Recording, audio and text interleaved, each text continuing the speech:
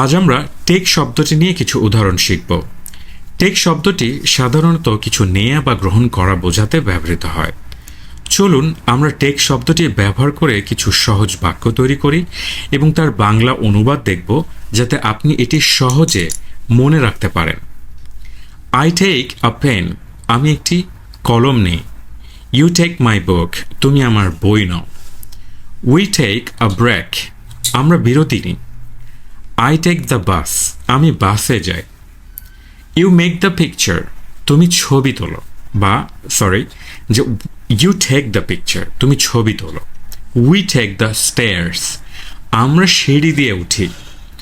I take a shower, আমি shower নেই বা গোসল করি।